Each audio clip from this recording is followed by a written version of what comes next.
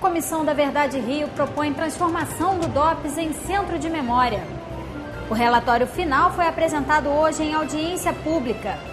Comissão de Direitos Humanos discute TAC para a CSA.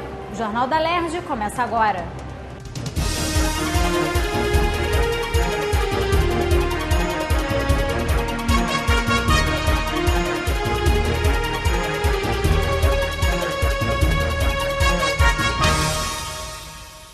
Boa noite. Relatório final da Comissão da Verdade Rio propõe que antigos locais de tortura sejam transformados em museus e centros de memória. Os parlamentares apresentaram o relatório final da Comissão da Verdade Rio. A audiência pública foi no auditório Senador Nelson Carneiro. O relatório é resultado do trabalho conjunto da Comissão de Direitos Humanos e Comissão de Segurança da LERJ. A Comissão da Verdade Rio foi criada em 2012 para esclarecer violações de direitos humanos praticadas pelo Estado no período da ditadura militar. Os trabalhos da comissão foram concluídos em novembro de 2015. A Comissão de Memória e Verdade dos tempos da ditadura deixou um relatório muito contundente, porque foi atuante, ouviu pessoas, fez audiências, mas fez também pesquisas. Então é um documento dos mais importantes sobre esse período tão importante, tão perverso da nossa história. Além da apresentação do relatório final, foram discutidas na audiência pública leis e projetos de leis que propõem ações do Estado que mantenham viva a memória do período da ditadura militar. Uma emenda de despesa aditiva ao orçamento do deputado Flávio Serafini, aprovada ano passado, destina cerca de 3 milhões para a construção e manutenção de 4 centros culturais de memória, verdade e justiça em locais que serviram de base para a tortura de presos políticos. Dentre os projetos de lei desarquivados está o que determina a criação de um desses centros no prédio do antigo DOPS, na Rua da Relação, no centro do Rio. Atualmente esse prédio está de posse da polícia, que pretende fazer lá um museu da polícia. E nós, da sociedade civil organizada, queremos transformá-lo num espaço de memória da resistência ao golpe e às ditaduras que no Brasil assolaram a população, não só prejudicaram, digamos assim, aqueles que estavam militando politicamente, mas trouxeram prejuízos enormes a toda a população brasileira. Uma parcela de projetos do que a Comissão Estadual da Verdade propõe já existia nessa casa como projetos de lei.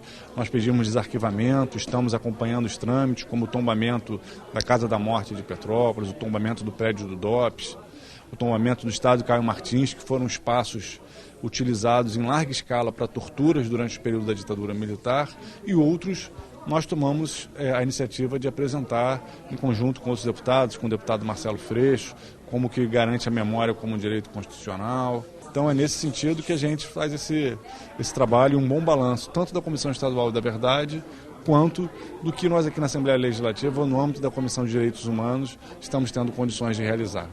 A partir do relatório final, foram tomadas diversas iniciativas legislativas, como a criação da Subcomissão Estadual da Verdade, que irá investigar crimes cometidos pelo Estado na democracia. Nós temos pesquisadores contratados pela Assembleia Legislativa que trabalham nessa subcomissão, que vão fazer um trabalho até 2018 sobre os crimes do Estado no tempo da democracia. Essa já é uma consequência do relatório da Comissão de Verdade dos tempos da ditadura civil-militar. Além dos projetos de lei que nós já encaminhamos, tramitam na casa, que podem atender às demandas ali analisadas. A Comissão da Criança, do Adolescente e do Idoso sugere a criação de novas varas de proteção a crianças e adolescentes vítimas de violência no Estado. A audiência pública lotou a LERJ. O tema Criação de Políticas Públicas para Crianças e Adolescentes foi debatido entre representantes das instituições, das secretarias estaduais e municipais, de juízes, desembargadores, parlamentares e representantes da sociedade civil organizada. De acordo com o artigo 227 da Constituição Federal, é dever da família, da sociedade, do Estado assegurar à criança e ao adolescente o direito à vida, à saúde, à alimentação, à educação, ao lazer, entre outros, com absoluta prioridade. Infelizmente, a gente não vê o atendimento à criança e adolescente como prioridade absoluta para toda a rede de atendimento, que vai envolver a União, Estados, municípios, Distrito Federal. E, por exemplo, a gente tem um déficit de 242 vagas, se não me falha a memória, de acolhimento institucional no município do Rio de Janeiro. E para atender essa demanda, o município gastaria menos de R$2.500.000 por ano, o que é um valor irrisório para o município do Rio de Janeiro. Então a gente vê que muitas vezes a questão é orçamentária, mas outras vezes a questão é simplesmente de decisão política. Para o desembargador Ciro Darlan, é necessário criar varas especializadas em crimes contra crianças e adolescentes. O Poder Judiciário não tem investido, como deveria, com prioridade absoluta, na criação de ferramentas de garantia de direitos. Por exemplo, nós temos mais de 18 varas de proteção à mulher vítima de violência e não temos nenhuma vara criada para a proteção e garantia dos direitos da criança vítima de violência. Temos as varas da infância, que de alguma forma funciona, mas não uma vara criminal específica para punir e para penalizar aqueles agentes de violência contra criança e adolescente, e é necessário. Não só uma, mas se tivermos uma, já é um começo. A nova presidente da Fundação para a Criança e o Adolescente considera a planilha orçamentária um desafio e que vai ser preciso liberar quase R$30 milhões para dar continuidade aos convênios da Fundação. A questão financeira é muito importante, é muito preocupante, mas é uma situação do Estado, do país como um todo. Toda a movimentação necessária para nós darmos continuidade às ações junto às instituições conveniadas, nós estamos fazendo. Tivemos um contingenciamento significativo no nosso orçamento, onde eu passei ontem para o secretário os valores exatos para podermos descontingenciar e fazer uma suplementação para que possamos fazer a assinatura dos novos convênios. A presidente da comissão, deputada Tia Ju, disse que vai criar uma indicação legislativa para a criação de novas varas de proteção às crianças e aos adolescentes vítimas de violência no Estado e vai propor novas medidas. Teve várias propostas que já saíram concretas dessa reunião de comissão, dessa audiência. Uma delas é a questão da criação de um grupo de trabalho para sentarmos juntos e pensarmos o que efetivamente podemos fazer. Nós também saímos aqui com a proposta de um projeto de resolução, indicação legislativa, melhor dizendo, sobre a questão da separação das varas. Como a vara da infância ela é uma vara que é muita demanda, nós temos 4 varas no Estado e precisa ampliar essas varas. Nós também tiramos a proposta de curso de capacitação para as instituições, para que elas consigam fazer bem a captação de recursos e a utilização desses recursos. Técnicos de órgãos ambientais querem mudanças na legislação estadual e na federal para acabar com os areais clandestinos no estado. A extração ilegal de areia tem sido crescente com o aumento do número de obras no estado. Para empresas terem operação considerada legal, é preciso 2 tipos de licença, uma ambiental e outra mineral. A região das obras do Arco Metropolitano é onde estão concentrados os areais clandestinos ou irregulares. Com as grandes obras, aconteceu de ter muita demanda por areia para a construção civil. Então, é muito fácil o cara pegar, abrir, tirar uma calva, tirar uma quantidade e vender e ir embora. A gente precisa ter uma teia muito bem compreendida entre Estado, município e União, para a gente poder fazer a fiscalização de quem está irregular e de quem está ilegal, porque é diferente. O cara que está irregular, ele já deu entrada na documentação dele e depende de alguns quesitos, mas ele existe. O ilegal ele não existe, ele é praticamente invisível. Esse é o que é o mais difícil de você encontrar. Representantes da Coordenadoria Integrada de Combate aos Crimes Ambientais e da Delegacia de Proteção ao Meio Ambiente criticaram a falta de estrutura dos órgãos para fiscalizar e combater estes areais ilegais. A legislação é muito branda. Ela prevê uma pena de detenção de 6 meses a 1 ano. Quer dizer, quando o infrator é flagrado praticando o ato ilícito, ele é conduzido para a delegacia, autuado, e ele sai antes, mesmo que as equipes de fiscalização. A areia, ele não precisa provar de onde ele tirou aquela areia, somente, ele já não é mais um crime ambiental, passa a ser um crime tributário. Isso dificulta muito a fiscalização, porque o caminhoneiro ele pega uma carga legal e as outras todas ilegais com a mesma nota fiscal. O município de Duque de Caxias é uma das cidades que sofre com a extração ilegal de areia. Por isso, o secretário de Meio Ambiente está planejando mudanças no sistema de fiscalização. Uma vez que nós estamos vendo a propagação de areais ilegais, com um aumento desse tipo de atividade na região do Amapá, Chácara Rio Petrópolis, no 3º e 4º distrito da cidade, nós estamos solicitando ao INEA e já preenchemos todos os requisitos para aumentar a capacidade de licenciamento do município de Caxias, sair de médio para alto impacto ambiental. Com isso, a responsabilidade de fiscalizar e licenciar passa a ser nossa. E aí, com isso, a gente que tem condição, devido ao concurso que nós realizamos no município, a reestruturação de toda a secretaria, nós vamos conseguir ter uma postura mais efetiva e dura com essas atividades ilegais. O deputado Zito, presidente da CPI, lamentou a ausência do INEA, órgão responsável pela liberação da licença ambiental dos areais. Estamos aguardando a próxima reunião para que o INEA esteja presente, trazer as respostas e que nós saibamos como estão se conduzindo para que nós possamos diminuir ou acabar de vez com esse problema que vem afligindo o povo do nosso estado. Especialistas devem ser consultados antes da renovação do termo de ajuste de conduta da Companhia Siderúrgica do Atlântico. A proposta é da Comissão de Direitos Humanos da Alerj. A empresa, que funciona sem licença ambiental, tem o TAC esgotado no dia 16 de abril e foi acusada de não cumprir diversos pontos do termo de ajuste de conduta. A conclusão está no relatório feito pela Fiocruz, que foi entregue à comissão. Nele, foi destacado o impacto que a poluição da empresa tem na saúde dos moradores da região. O documento trouxe um estudo epidemiológico que revela o aumento de doenças cardiorrespiratórias, os casos de câncer e da taxa de mortalidade. Dados que foram contestados por funcionários da CSA, que ocuparam o plenário da Alerj. O diretor da siderúrgica alegou que faz exames regulares em todos os funcionários e que não foi constatado o aumento de doenças. A nossa convicção de que as atividades da empresa não causam dano à saúde vem do fato de que nós temos uma população de 6 mil pessoas que são submetidas a exames regulares e esses exames não indicam nenhuma tendência de piora ou nenhuma tendência em relação à saúde das pessoas. A gente monitora isso com bastante cuidado, porque as pessoas que trabalham para a CSA são o nosso valor mais importante.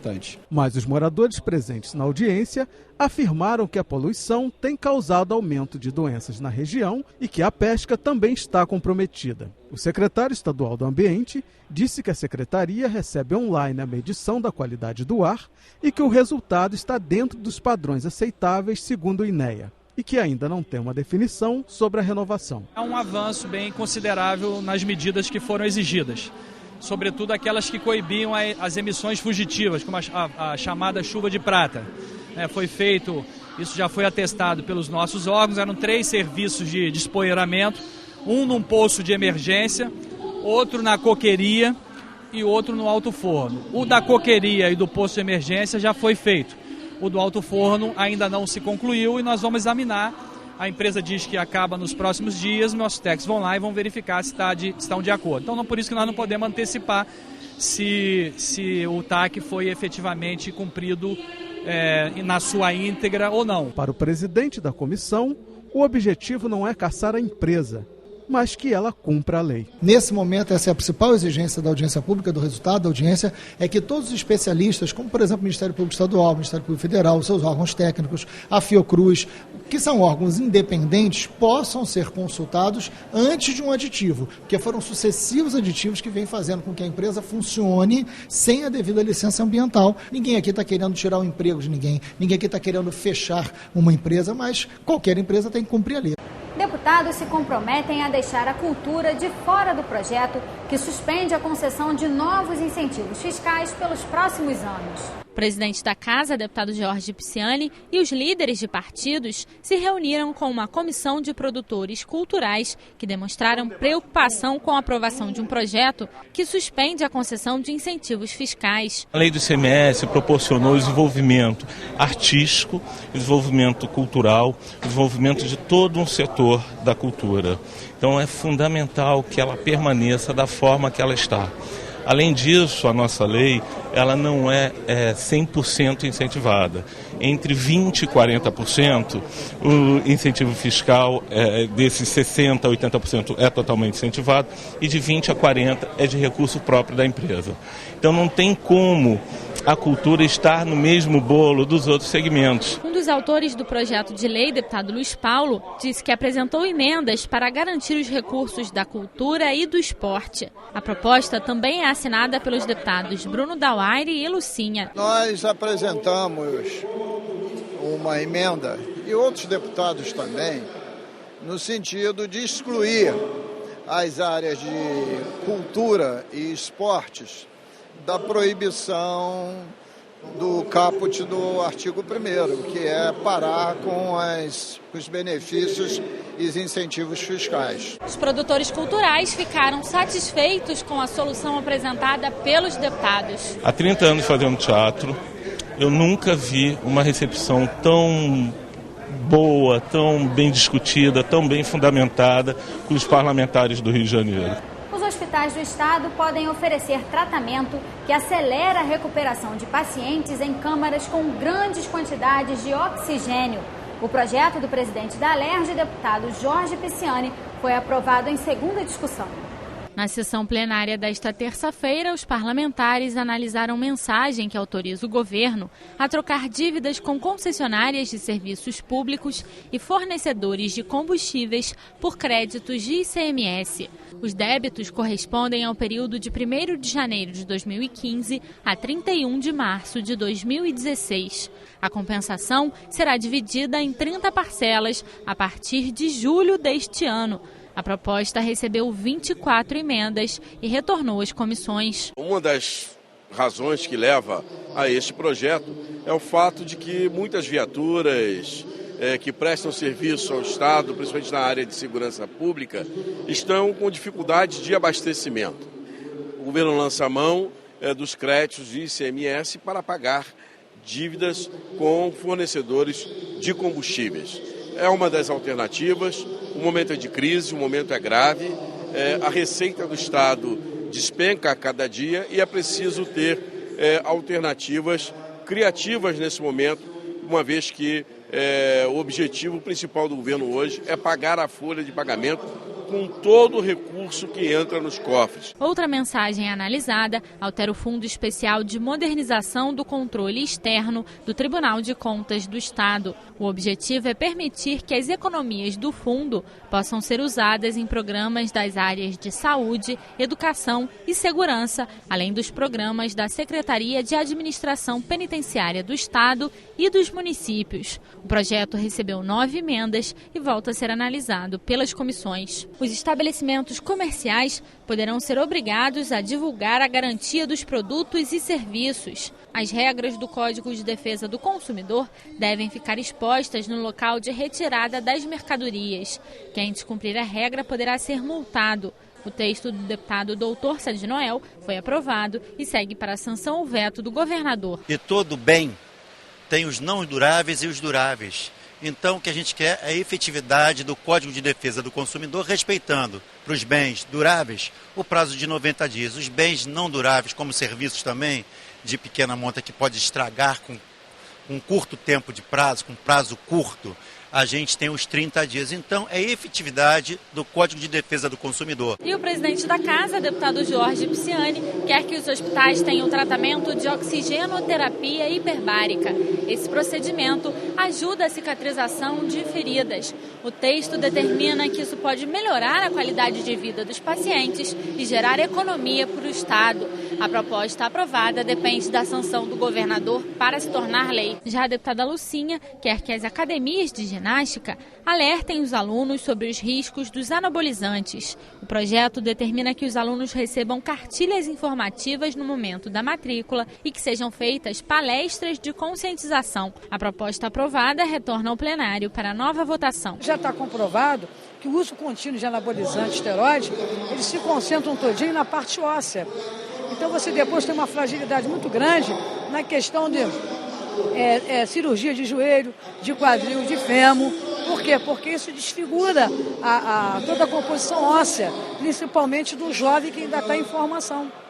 Então já está comprovado que faz mal à saúde. Então tem que ter palestras, ao mesmo tempo alertar, para que as pessoas que consumam esse tipo de anabolizantes tenham conhecimento de faz mal à saúde. Analisada ainda a proposta do deputado Átila Nunes, que altera o regimento interno da Alerj para criar as funções de líder da maioria e da minoria. O texto recebeu 14 emendas e volta a ser analisado pelas comissões. E os deputados Luiz Paulo, Bruno Dauaire e Lucinha querem interromper a concessão de novos incentivos fiscais para empresas pelos próximos 4 anos. O projeto recebeu 50 emendas e voltou às comissões. Acabou de dar entrada no Congresso Nacional um projeto de lei complementar para que os estados possam entrar num sistema de ajuda da União, principalmente de renegociação da dívida.